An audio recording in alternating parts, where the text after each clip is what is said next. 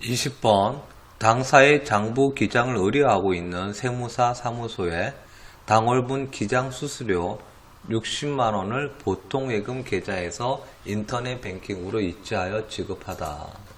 뭐 하는 거예요? 문제가. 여기서 개정 과목 뭐 있어요? 기장 수수료 그랬잖아요. 그럼 기장 수수료가 어떤 목적에 사용하냐는 거죠. 이 기장 수수료는 내가 회사에서 직접 차변, 대변, 장부 작성하는 게 아니고 세무서, 사무소에 내가 할 일을 뭐 하는 겁니까? 거기에다가 대신 해달라 하는 거죠. 그 일종의 이거는 뭐가 됩니까? 수수료 비용이죠. 그리고 보통예금 계좌에서 이체시켰다. 반대로 뭐가 돼? 보통예금이죠. 기장 수수료는 뭐 수수료 비용입니다. 또 이런 것도 또 뭐가 있을까요? 은행에서 송금을 시키는데 뭐 냅니까? 뭐 이체 수수료 발생하잖아요. 그럼 그것도 뭐예요? 내가 직접 돈을 들고 전달하는 게 아니고 인터넷 뱅킹이랑 이렇게 해서 어떻게 해요? 수수료를 뭐 500원 이렇게 내고 대신 이체를 시키죠. 그럼 그것도 뭐가 됩니까? 수수료 비용입니다. 이 수수료 비용은 내가 할 수 있는데 내가 할 거를 어떻게 대신 어떻게 해준다? 그걸 수행해준다. 그럴 때 우리 뭐 한다? 이거를 수수료가 발생했다. 그래서 수수료 비용이라고 합니다. 차변에 뭐 한다? 수수료 비용 얼마요? 60만원. 그리고 대변에 뭐 한다? 보통예금 얼마? 60만원. 아까 말했죠? 만약 보통예금에 뭐가 있다? 뭐 거래처가 나온다, 은행명이 나온다 그러면 은행명을 별도로 기재해 주셔야 됩니다. 그 다음 문제 21번 국민은행의 단기 차입금에 대한 이자 20만원이 당사의 보통예금 계좌에서 자동 이체됨을 확인하고 회계 처리하다. 여기서 뭐가 돼 있어요? 앞에 뭐가 돼 있죠? 단기 차입금이라 그랬죠? 거래가 어떻게 됐어요? 1월부터 6월까지 1년 미만이지 않습니까? 이때는 뭐다? 단기 차입금이죠. 여기에 대한 이자 20만원을 당사에 이체됐다. 그래서 한번 보세요. 이 문제는 내가 단기 돈을 빌렸는 걸 말하는 겁니까? 안 그러면 돈을 빌렸는 거에 대한 뭐 한다? 이자 비용을 말하는 겁니까? 보시면 뭐가 되죠? 이자 비용 20만원에 대한 거에 대한 회계 처리입니다. 이런 거 헷갈리시면 안 되세요. 그래서 이걸 어떻게 해줘야 돼요? 이자니까 내가 돈을 빌렸는 거에 대한 이자니까 뭐가 되죠? 이자 비용이 되겠죠. 만약 이 문제가 단기 차입금이 아니고 단기 대여금입니다. 그럴 때는 어떻게 돼요? 이자를 또 20만원을 내가 받았겠죠. 이럴 때는 뭐가 되죠? 이자 수익이 되겠죠. 그래서 분기를 하겠습니다. 차변은 뭐 한다? 이자 비용 얼마? 20만원. 그리고 대변에 보통예금이죠. 그래서 보통예금 얼마? 20만원입니다. 22번 관리부 직원의 결혼 축의금 50만원을 현금으로 지급하고 증빙으로 청첩장을 첨부하다. 결혼 축의금이에요. 결혼했다든가 혹은 뭐 있죠. 돌잔치가 있다든가 혹은 뭐 출산해서 뭐 출산 축하나 혹은 뭐 안 좋은 일은 뭐가 있죠. 뭐 조사, 뭐 장례식 관련된 거 있지 않습니까? 돌아가셔서 이럴 때는 우리가 뭐라 하죠? 이거를 경조금이라고 그러죠. 뭐라고 한다고요? 경조금이랍니다. 경사, 좋은 일이나 조사, 슬픈 일이 있을 때 나가는 게 경조금 그러죠. 이 경조금 발생했을 때 우리가 사용하는 계정 과목인데요. 크게 두 가지 나누죠. 우리 회사 직원이 됐을 때는 뭐가 됩니까? 복리후생비고요. 만약 우리 회사 직원이 아니고 거래처는 뭐가 됩니까? 거래처가 됐을 때는 거래처는 뭐가 되죠? 접대비가 되겠죠. 그래서 이렇게 경조사 관련된 거 나왔을 때는 대상이 우리 회사 직원이냐 거래처냐를 구분 짓는 게 첫 번째입니다. 우리 직원이 복리후생비 하면 되겠죠. 그리고 현금으로 지급했습니다. 증빙은 뭐가 있죠? 청첩장이 있죠. 차변은 뭐합니까? 복리후생비 얼마요? 50만원. 그리고 대변은 뭐하죠? 현금 얼마? 50만원. 그래서 이 경조사 관련된 거는요, 우리가 증빙으로서 다른 거는 어떻게 해요? 적격증빙 그래서 뭐가 있었어요? 적격증빙 그래서 우리가 말할 때는 세금 계산서라든지 신용카드 매출전표라든지 현금 영수증이라서 정해져 있잖아요. 그렇지만 이 경조금은 내가 축의금 지급하고 거기에서 영수증 끊어주세요. 그 말 못하지 않습니까? 그래서 이런 경조사는 이 청첩장 혹은 뭐가 되죠? 우리가 뭐 상가집에는 뭐가 됩니까? 우리 부고장이라든지 뭐 이런 걸로 해서 어떻게 됩니까? 증빙으로 인정이 됩니다. 23번 당사 영업사원에 붙인 회감료 추가환 7만원. 이것도 축하할 일이니까 어떻게 돼요? 이것도 우리가 이 경조금에 해당되겠죠. 거래처 직원의 조문 화환 8만원. 뭐가 돼 있어요? 이 조문 슬픈이 어떻게 경조금이죠. 팔도 꽃배달에 주문하고 화환대금 15만원을 어떻게 보통예금 통장에서 이체하다. 경조금 발생했는데요. 당사 우리 회사 직원하고 거래처하고 나눠져 있습니다. 우리 회사 직원은 뭐로 해줘야 돼요? 복리후생비라 그랬죠. 복리후생비 얼마입니까? 7만원. 그리고 거래처니까 뭐가 되죠? 접대비가 되겠죠. 접대비 얼마? 8만원. 그렇게 해서 돈은 얼마 나갔어요? 보통예금 통장에서 합의 얼마? 15만원 지출됐죠. 분기할 때도 요것만 기억하시면 돼요. 이 경조사 관련된 거는 우리 회사 직원이냐 거래처냐 거기에 따라서 복리후생비와 접대비가 달라진다 이렇게 합니다. 추석 선물로 홍삼 세트 90만원을 신용카드로 구매하고 40만원은 본사 영업부 직원에게 지급하고 나머지는 매출처 직원이다. 이것도 어떻게 돼 있어요? 이것도 추석이니까 어떻게 해요? 좋은 일로 발생했는데 이거는 뭐다? 우리 회사 직원한테 주면 뭐가 되는 거다? 복리후생비 얼마가요? 40만원이. 그리고 거래처, 매출처 직원이 거래처잖아요. 50만원은 접대비가 되겠죠.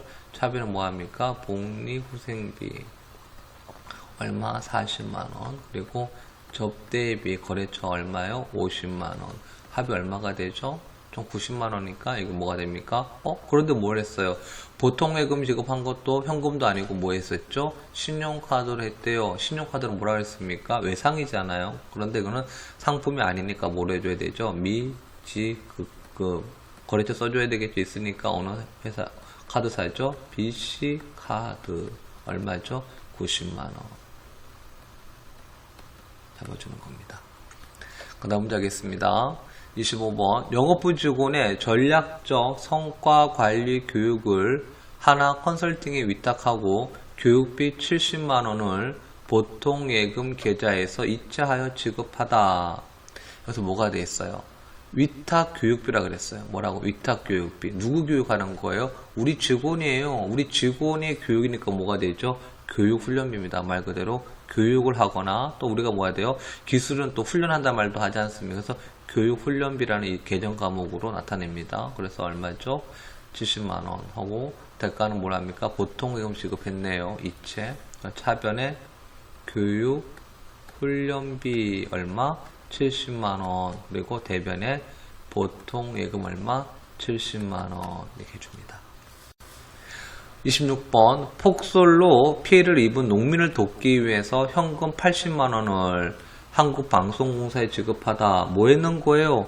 농민을 돕기 위한 거라 그랬습니다. 내가 어디 사용하기 위한 용도가 아니죠. 우리 회사에서 직원의 교육을 했다든가 우리 회사의 직원들한테 뭐 어떤 선물을 준다든가 경조금 발생했다든가 돈을 지출하는데 우리 회사에 관련된 거 혹은 뭐 한다 거래처에 관련된 거 어떤 그런 용도가 아니고 순수하게 뭐 했습니까? 농민은 나하고 어떻게 해요? 연관성이 없는 사람이잖아요. 근데 뭐가 있었어요? 내가 폭설로 피해를 입었기 때문에 내가 뭐 하는 겁니까? 이웃 돕게 있는 거죠. 이런 식으로 내가 누군가에게 도움을 준다. 그러니까 우리 뭐 내거를 기부금이라고 합니다. 그러면 이 내가 기부금 80만원을 내가 다 지불하게 됐으면 이 80만원 가지고 이 피해를 입은 농민에게 어떤 게 들어가겠죠. 뭐가 들어가느냐? 이걸로 뭐 이 농민한테 예를 들어서 뭐 먹을거리를 어떻게 지급될 것인지, 폭설이니까 어떻게 돼요? 거기 관련된 난방용품이 지급되든지 뭐 되겠죠. 그런 건 이제 관여하는 게 아니죠. 다 뭐 하는 거다. 내가 그냥 어떻게 돕기 위해서 그냥 돈을 기부했다. 도와줬다. 이거 다 뭐 한다? 기부금을 해줍니다. 차비는 뭐 한다? 기부금 80만원. 그리고 대비는 뭐가 되죠? 현금 지급했죠? 현금 80만원 해줍니다. 이 기부금은 또 딴 것도 뭐가 있어요? 내가 종교단체에다가 기부하였다. 혹은 요즘 뭐 정치 후원금을 기부하였다. 그렇게 다른 게 다 우리 기부금을 해줍니다. 이 기부금은 돈을 어디에 사용하고 어떻게 할 그거에 대해서는 우리 관여하지 않죠. 왜? 이 한국방송공사라든지 어떤 단체에다가 기부를 하면 이 단체에서 그 기관에서 그 돈을 사용하는 것이죠. 27번 당사 사무실 임차료로 200만원을 현금 지급하였다. 여기서 계정과 뭐가 있죠? 임차료가 있죠? 그리고 현금이 있습니다. 임차료는 계정 그대로 다 임차료예요. 근데 임차료 사용하는 건 어떤 경우가 있을까요? 우리 회사에서 렌트카라고 해서 여러분들 어떡합니까? 구매하는 게 아니고 올 사용료를 지급하고 사용하는 게 우리 임차료가 되겠죠. 또 뭐가 있을까요? 우리 사무기기 있죠. 복합기. 한 달에 렌탈료 그래서 얼마 준다든가, 뭐 정수기 사용료. 이걸 다 우리 뭐합니까? 임차료라고 이름으로 해서 사용하고 있습니다. 임시로 내가 차용, 빌려 쓴다는 거겠죠. 그래서 차비는 뭐가 되는 겁니까? 계정과목 임차료. 그래서 임차료 얼마요? 200만원. 그리고 대변에 뭐 하죠? 현금 얼마? 200만원 해줍니다. 당사는 4월 16일부터 창고를 임차하였으며 올 임차료는 400만원이나 4월분 임차료 해당에는 50%를 어떻게 해요? 현금으로 지급하다라고 했습니다. 4월 16일부터 창고를 임차하여 올 임차료 어떻게 해요? 400만원 중에서 어떻게 했다? 50%. 그냥 이건 아무것도 아니에요. 근데 여러분들한테 왜 이렇게 냈느냐? 이 50%라고 여러분 누구나 알잖아요. 반값이라는 거. 그런데 막상 문제에 몇 퍼센트 나와버리면 갑자기 확 숨이 막혀서 이거 어떻게 풀어야 되지라고 고민하는 분들이 계십니다. 전혀 그럴 필요 없어요. 4월 한 달이 400만원이었는데 16일부터 하니까 딱 반이잖아요. 그래서 이렇게 문제를 내는 겁니다. 그러면 400만원에 반이니까 얼마가 되죠? 200만원이 되겠죠? 그 차비는 뭐가 됩니까? 임차료 그대로 얼마? 200만원. 그리고 대변에 현금 얼마? 200만원입니다. 그 다음 29번 영백빌딩의 임차료 100만원 중 70만원은 현금으로 지급하고 나머지는 다음 말에 주기로 하다. 임차료 100만원 중에서 70만원은 현금으로 지급하고요. 나머지는 다음 달에 주기로 했다 그랬습니다. 그러면 먼저 임차료를 써줘야 되겠죠. 차비는 뭐겠습니까? 임차료 얼마? 총 내가 발생했던 얼마다? 100만원이 어떻게 해야 돼요? 발생해야 되죠. 그런데 내가 지금 얼마 줬어요? 현금을 얼마 줬죠? 70만원을 내가 지급했다는 거예요. 나머지 어떻게 해요? 그건 다음 달에 주기로 했어요. 나머지 얼마죠? 30만원이죠. 30만원 다음 달 줄 거예요. 이 계정은 뭐가 됩니까? 지금 안 주고 나중에 준다. 외상이잖아요. 근데 상품일 때는 외상 매입금을 쓰겠지만 상품이 아닐 때는 다 뭐 쓴다 그랬죠? 미지급금을 쓴다 그랬죠. 미지급 거래처가 있어야 되겠죠? 어디입니까? 영백빌딩 써주시면 됩니다. 거래처 써주는 거 까먹으시면 안 되십니다. 여기 그냥 빌딩으로 나왔는 거 아니에요. 그 다음 문제. 상품 포장을 위해 포장비 2,000원을 현금으로 지급하다. 뭐예요? 포장비잖아요. 포장비는 말 그대로 그냥 포장비입니다. 포장비. 그래서 차비는 뭘 씁니까? 포장비 얼마요? 2,000원. 그리고 현금 얼마가 되죠? 2,000원. 근데 여기서 조심할 게 있습니다. 내가 예를 들어서 뭐 구매를 했다. 매입을 하는데 거기에 어떻게 해요? 물건을 갖고 오면서 포장비가 들어가 있었어요. 그럼 이럴 때는 뭐가 되는 거죠? 취득 원가에 포함시켜야 되는 거예요. 여러분들이 이 문제를 보고 이거 포장비 하면 되겠어요? 그러면 취득 원가를 하려고 그러면 뭐가 돼요? 근데 이 문제를 보니까 어떻게 돼 있어요? 내가 사왔다는 개념이 아니고 상품 포장을 왜 한다? 내가 왜 포장을 왜 하겠어요? 물건을 판매하고 내가 물건을 전달하기 위해서 포장하는 거잖아요. 그래서 요거는 뭐 한다? 포장비라는 별도의 뭐 하죠? 비용을 써주는 것입니다. 그런데 만약 이게 이렇게 돼 있는 게 아니고 상품을 매입했다, 뭐 구매했을 때 뭐 들어가는 부대 비용이라 그러면 취득원가에 포함시켜야 됩니다. 31번 영업사원의 급여 180만원을 지급하면서 근로소득세 110만원과 건강보험료, 근로자 부담금 6만원을 차감한 잔액을 보통예금 통장에서 사원 통장으로 자동 이체하였다. 여기서 이제 뭐가 있어요? 급여가 관련된 거잖아요. 급여할 때는 뭐 기억하라 그랬어요? 예수금이죠.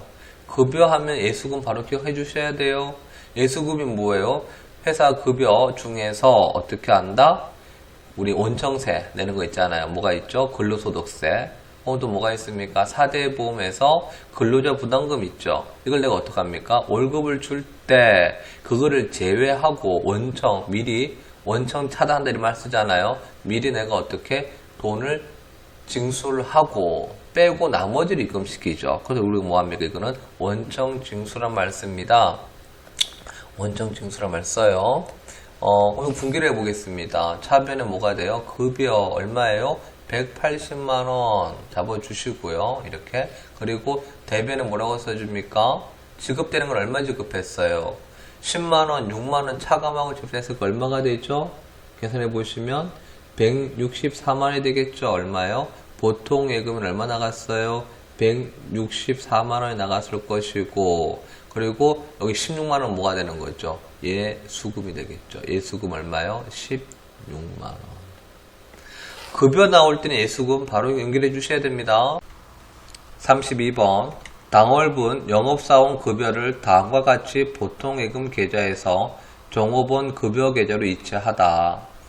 이 급여는 어떻게 하라 그랬어요? 급여 나왔을 때는 예수금 기억하라 그랬습니다. 예수금이 뭐냐? 급여 나갔을 때 세전급여, 이 급여에서 실제로 지급해주는 급여, 이 차익이 있는 게 여기 뭐다? 원청징수라 그랬죠?